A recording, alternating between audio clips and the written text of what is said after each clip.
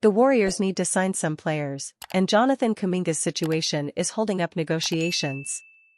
Executive Mike Duonlevy Jr. stated that the Warriors are looking to add several players to the roster, but currently they are almost certain to sign 4 players, just waiting to resolve the Kuminga situation. Making roster updates will be crucial, especially bringing back Gary Payton II and signing center Al Horford. The Golden State Warriors are reportedly expected to sign 4 players once a resolution is reached in the Jonathan Kuminga situation as they prepare for the upcoming NBA season.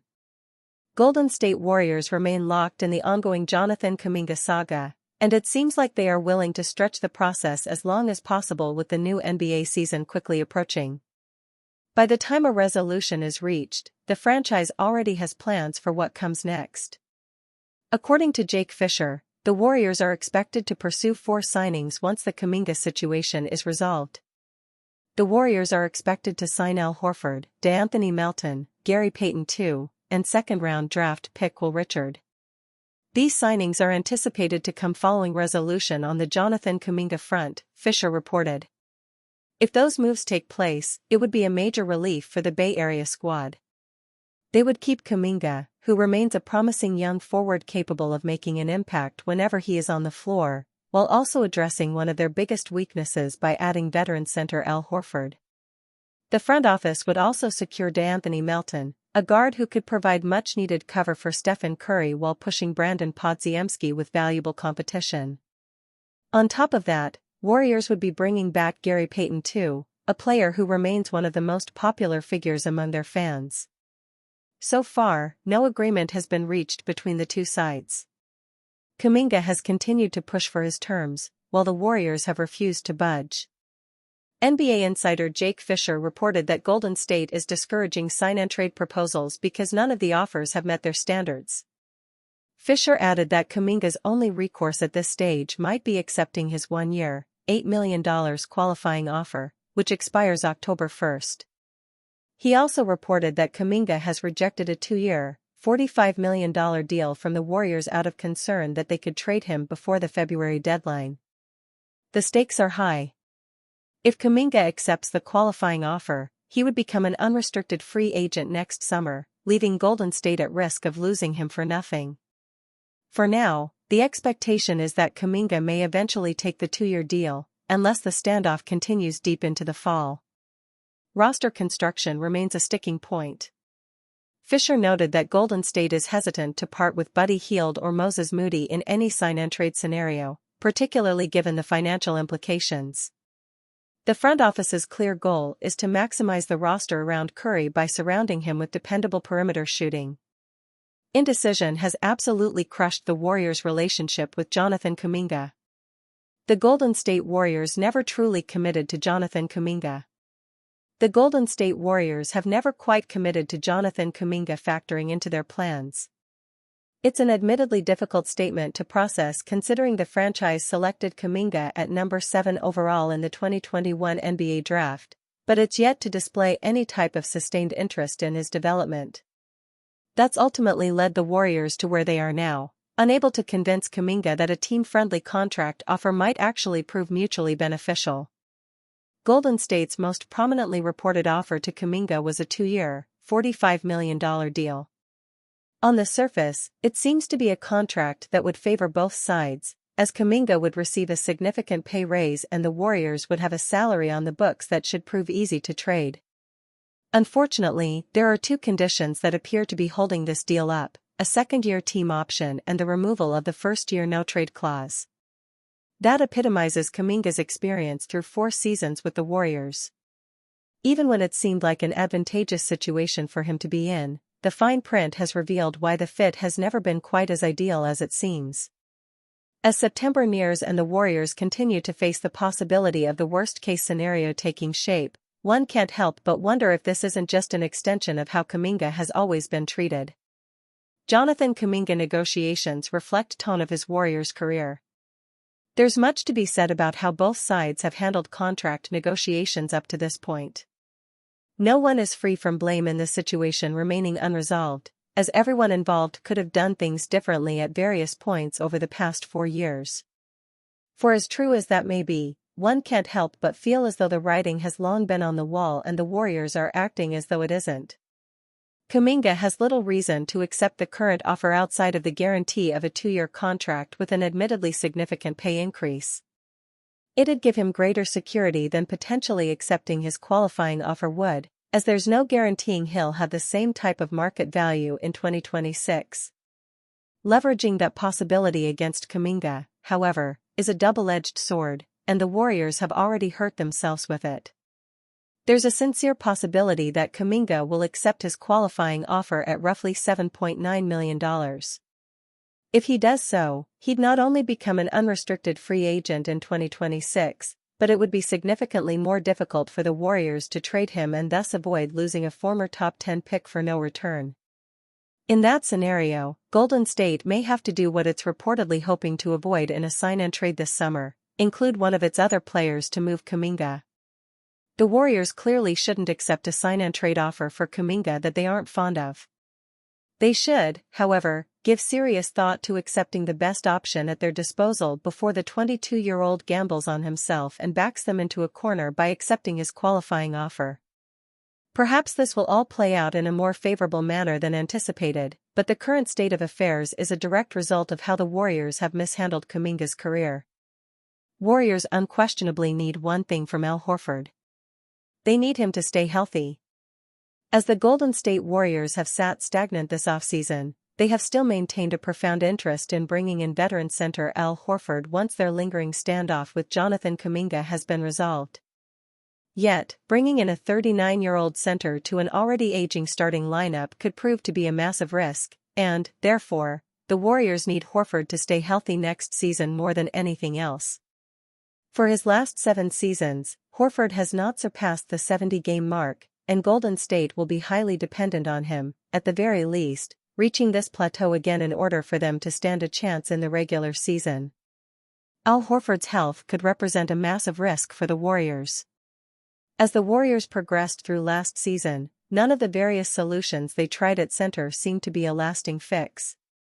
Tracy Jackson-Davis was largely outsized and outmatched at the position, and moving Draymond Green to the 5 spot, while temporarily effective, limited his defensive ceiling and cost Golden State valuable size on the interior. Moreover, while the ascension of Quinton Post from the G League gave the Warriors an additional perimeter threat, the holes in his defensive game limited his viability in the postseason and ultimately made for an especially grueling series against the Houston Rockets. Therefore, Horford, as a dependable presence on both ends of the floor, certainly seems like an upgrade. Yet, in bringing Horford in, Golden State will have 4 starters over the age of 35. Both Stephen Curry and Jimmy Butler missed games last year due to injury, and their successive absences in the postseason ultimately led to the team's downfall. Is it fair to expect the same thing of Horford? Apart from a strange 2020-21 season with the Oklahoma City Thunder in which he only played in 28 games, Horford has largely had a clean bill of health throughout his career, and, although he continues to age, he has shown no real signs of slowing down. If Horford were to miss significant time, however, the team would likely need to rely yet again on Quinton Post as the starting center, a dangerous proposition if he does not develop in his lateral defending and rebounding. If Horford were to sustain an injury in the playoffs, moreover, the Warriors could be left in shambles yet again, but this time on the defensive end. Therefore, while bringing in Horford is certainly the right move this offseason, the team is taking a sizable gamble that he will reach, at least, the 70-game plateau that he has found in the late stages of his career. Warriors will grant Jimmy Butler his wish with all-important role next season. This whole thing could hinge on Jimmy.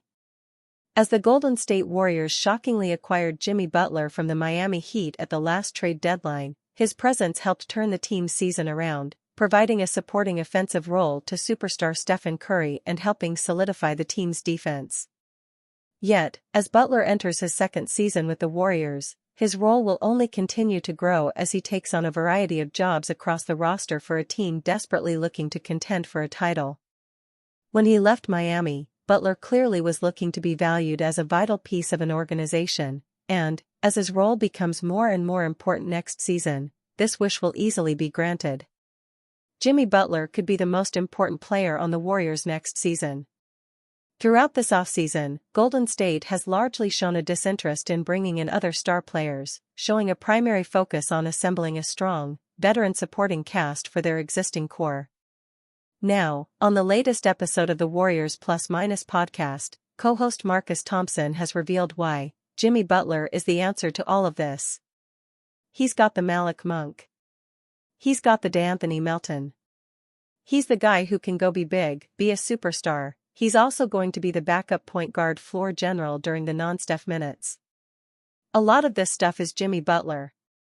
Last season, through 30 games with Golden State, Butler averaged 17.9 points, 5.5 rebounds, and 5.9 assists, lifting the team out of its mid-season mediocrity through his pure intensity and competitiveness.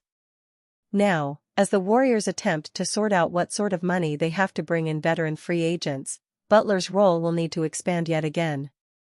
As Thompson points out, Butler will need to simultaneously take on the secondary scoring of a star player, the strong perimeter defense of a veteran wing, and the playmaking duties of a backup point guard. This is, in part, because the team declined to trade Jonathan Kuminga to the Sacramento Kings in a deal that would have brought back Malik Monk. In doing so, Golden State has yet again shown their profound faith in Butler to get the job done on offense while trusting the rest of their supporting cast to step up next season. With the gravity that superstar Stephen Curry has on offense, it can often be easy to forget how important having a second star can be. At 35, it is clear that Butler, in some ways, is not the same player he was in his prime. However, he is still an intensely competitive and skilled veteran, who, insofar as he is required to take on these roles, could become the most important player on the roster next season. Is this too much to ask of Butler? Perhaps. However, it is certainly the role, and the value, he sought when he left Miami, and the Warriors have done well to trust such a dynamic player with their championship hopes. Draymond Green denies 2023 report of Jordan Poole altercation. Turn the clocks back to 2022 and it appeared as though Poole would be one of the players who helped Golden State extend its dynastic dreams. He averaged 18.5 points, 4.0 assists, 3.4 rebounds, and 2.8 three-point field goals made per game in 2021-22, shooting at a clip of .448/.364/.925. Poole raised his game in the playoffs, averaging 17.0 points on .508/.391/.915 shooting as the Warriors won the title without going to a single Game 7. Unfortunately, the altercation between Green and Poole marked the unofficial end of that dream. After steadily increasing his efficiency during the first 3 years of his Warriors career, Poole's shooting numbers fell off a cliff as questions of fit suddenly presented themselves. Poole was traded to the Washington Wizards the next summer and Golden State went back to the drawing board as it searched for ways to overcome the loss of his highest form. Much has happened since then, including Poole quietly rediscovering an efficient level of play in 2024-25 and the Warriors acquiring Jimmy Butler. Poole is now preparing for his first season with the New Orleans Pelicans, while Butler is going through his first offseason with Golden State. Ideally, both sides will be able to turn over a new leaf and experience success that puts the memory of what went wrong behind them.